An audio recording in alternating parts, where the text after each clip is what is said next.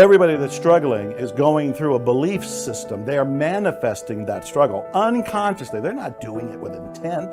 That's why I can't say that they're doing something that is shooting themselves in the foot, because they're not doing it with conscious intent. It's coming from their unconscious program. You can't talk negative and expect to live a positive life.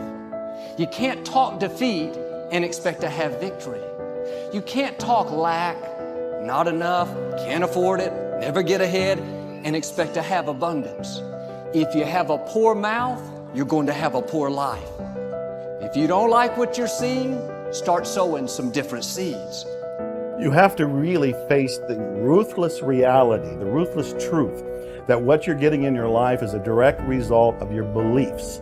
Your beliefs are controlling your thoughts are controlling your actions are controlling what the experience you're getting out in the real world. So back it all the way to the beliefs again. We got to find out, what are the beliefs creating the reality you have? Change those beliefs. You're going to have different thoughts, you're going to have different actions, you're going to have different results. It's going to be this domino effect. It's got to start, not with the actions out here. It is one way to begin it, but I find it easier, more efficient and effective to come all the way back. Start there. Power begins from within.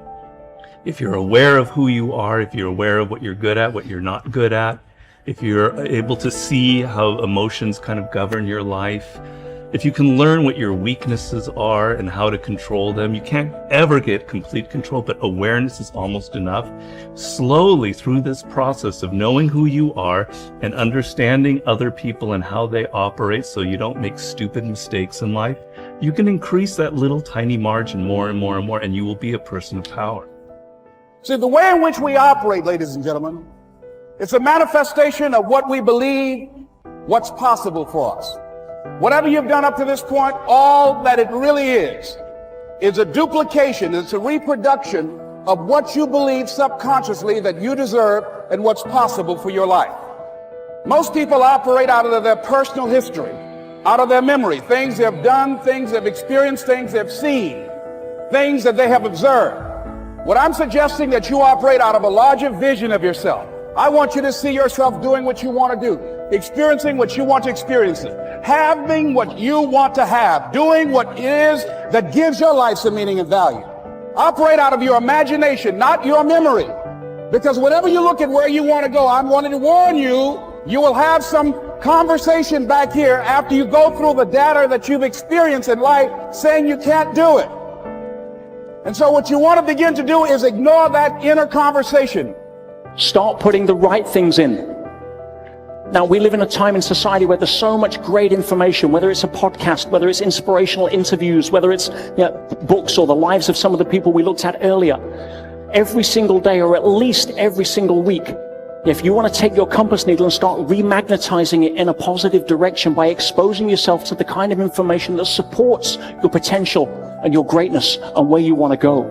Now, there's no excuse for not being able to do that now in a society where it's so available. But if you're not choosing to do that, by default, you're going to be hooked into somebody else's agenda. If you don't start filming as the star of the movie in your life, by default, you're going to end up as a film extra in somebody else's. Remember this, you're the lead character in the story of your life, and the person who controls that script is you and your God. And at any point, you can decide to step into a new chapter. You can step in to be a whole new leading character. All you can be responsible for is yourself. Your starting position is, right? You have to evolve with the different situations that are presented to you. And my experience is, if you do that, the rest will happen. The people around you will be raised naturally.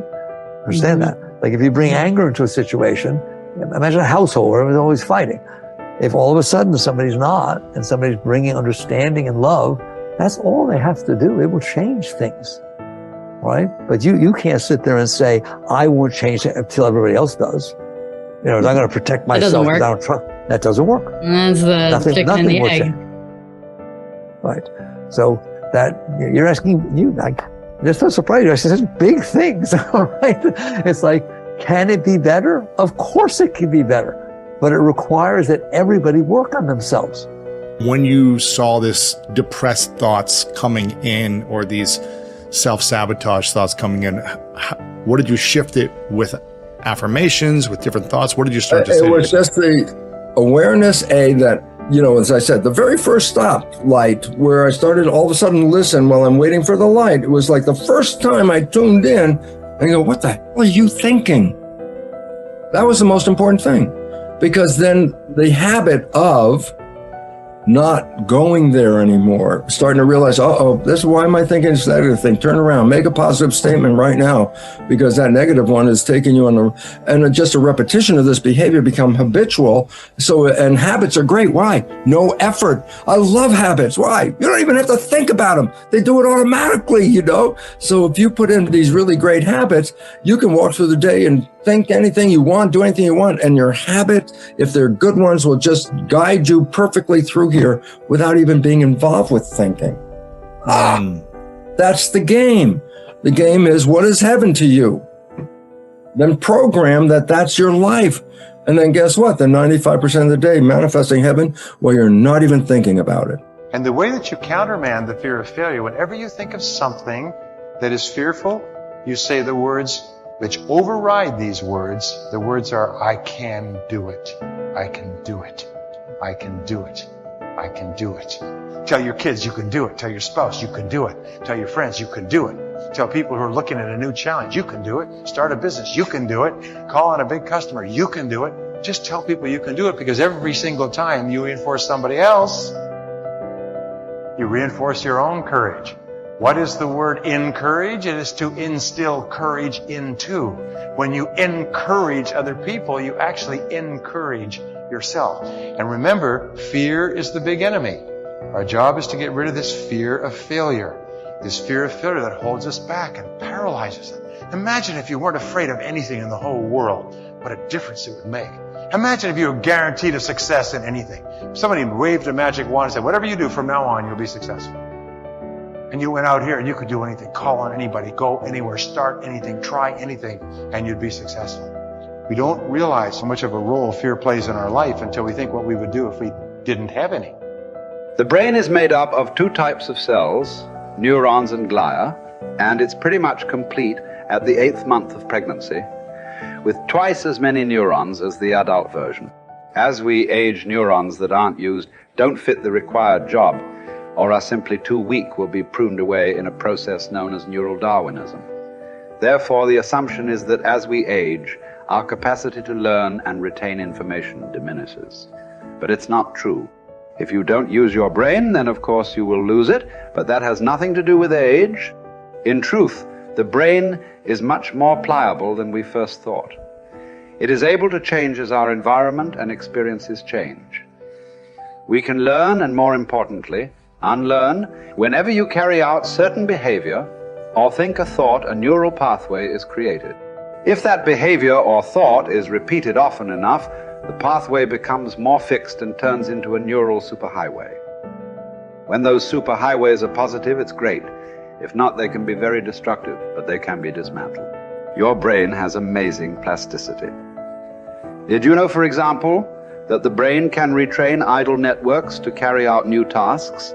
People who have suffered brain damage have been able to retrain other parts of their brain to do what the damaged part used to do. And this basic plasticity remains, regardless of age. Your brain can renew itself, learn and rewire, and you don't need to sit in a classroom to do so. It is possible through new thought, new actions, and new emotions. Researchers divided a test group into 4. The first group were asked to physically practice a one-handed 5-finger exercise on the piano. Group 2 were to play the piano randomly, and Group 3 were asked to watch Group 1 memorize the exercise and mentally rehearse it only while Group 4 did nothing. Each group was to do their thing for 2 hours a day for 5 days. 2 things were fascinating about this study. First, the speed at which the brain altered, new pathways were created after just 10 hours of practice over 5 days. Perhaps what is even more amazing is that Group 3, who did not actually play the piano but pretended to do so in their minds, had almost as much brain activity in the exact same area of the brain as Group 1. You share in that all power, all wisdom of mind, but you've got to take it. The power is there, but you must use it.